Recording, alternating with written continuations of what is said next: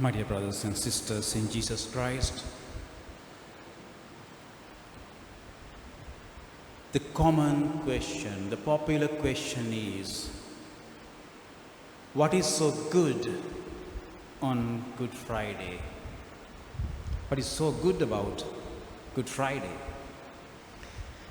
And there have been many answers, but the most popular answer or the common answer is that Jesus died to save us.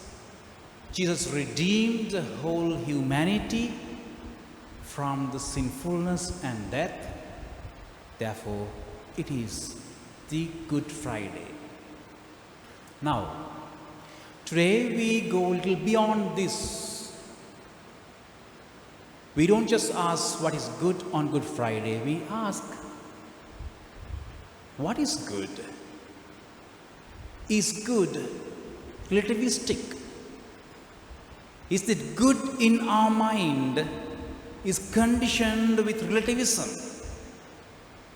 Is that good conditioned by my own way of bringing up, or my society, my way of doing things in my family?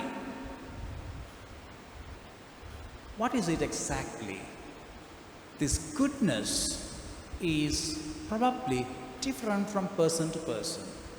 One might think this act is good, another one would say it's not.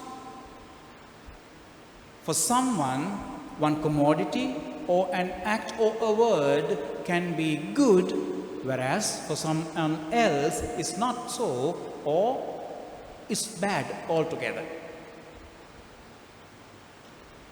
This particular driver,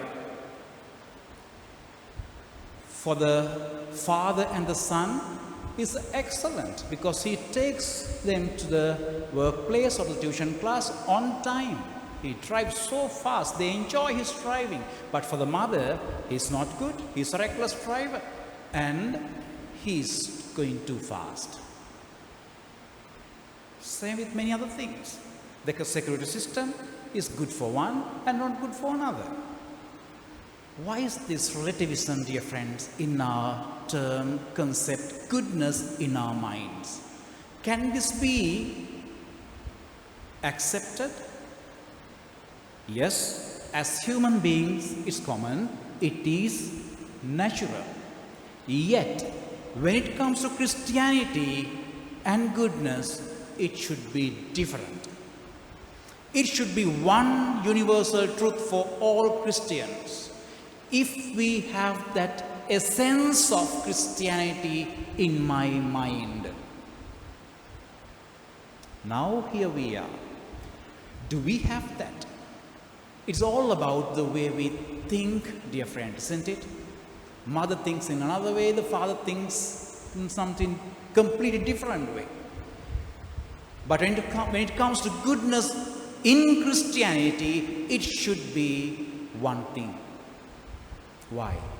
Because we follow one master, one teaching. Now, remember Jesus said in Matthew chapter 15:11, what goes into someone's mouth does not defile them, but what comes out of their mouth, that is what defiles them. This is exactly what I am talking about.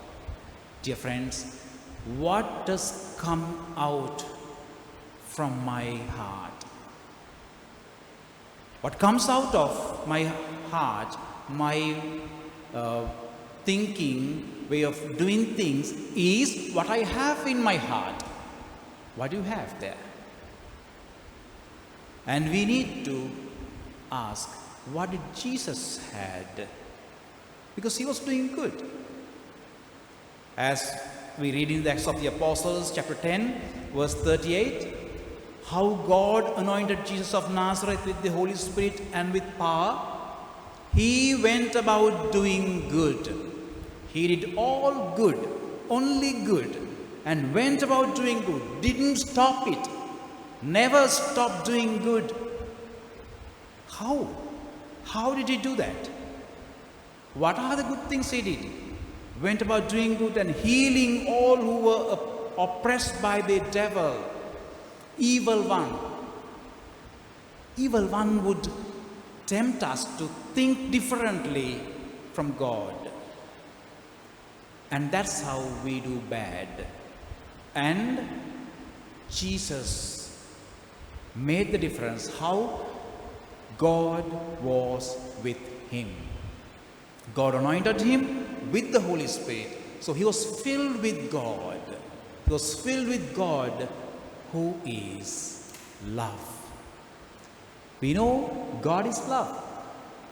And dear friends, therefore, Jesus invites us in his philosophy to do good by loving our neighbor. Now we can't say, of course we follow Jesus, we worship him, but I can't do everything that Jesus has asked us to do. There's no such thing, because Jesus has concised all the teaching into one word, into one commandment. And he said, I give you a new commandment. In John chapter 13:34, Jesus says, I give you a new commandment. Love one another as I loved you. As I loved you. How did Jesus love us? By doing good. He did all good. So this is goodness. This is where we need to learn on Good Friday what goodness is. So dear friends, we must love one another as Jesus loved us. Not the way that I think is the right way to love someone. No. Then you are founding your own religion. If you want to be a Christian, if you claim that you are a Christian, you need to follow the teaching of Jesus. We have believed it and we have accepted it and we have confirmed it, that we follow only Jesus and we believe him, we follow his philosophy. There cannot be any other philosophy that affects us, condition our mind. Socialism or even capitalism or utilitarianism or any other philosophy cannot affect us, because we are Christians. We have accepted it and we have confirmed ourselves. Then we have to leave and say, no, I'm no more a Christian, I'm someone else. If you are a Christian, we need to condition our mind, our heart with love, the commandment of love. That love always wants to give. Jesus gave his time and everything. He went about doing good from town to town. He never stopped doing good. And for him, everything was fulfilling the commandment of love. And dear friends, we ask what is good on Good Friday. Jesus on this Good Friday set that bar on the culmination of this act. He brought this goodness to the climax. What is the end of this goodness? That goodness comes from your heart with so much of love. That is death. You give your life.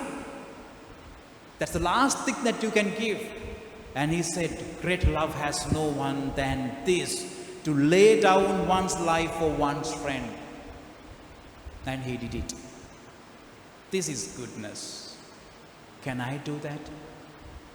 Can I give up something from me, from myself, my convenience, my time, what I have, for someone else, for others, for the sake of the world, for the society, for the community?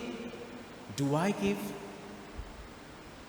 And dear friends, if I give with whole of my heart, I practice Good Friday every day. I sacrifice, I give, because my heart is conditioned, my mind is conditioned only with one philosophy, that is the philosophy of love, taught by Jesus, who practiced it and gave that culmination of commandment of love by giving his life on a cross. And this is Good Friday. For us, goodness is not affected by relativism. It is just one thing, one universal love. That is, giving ourselves to the end is our way of living. Amen.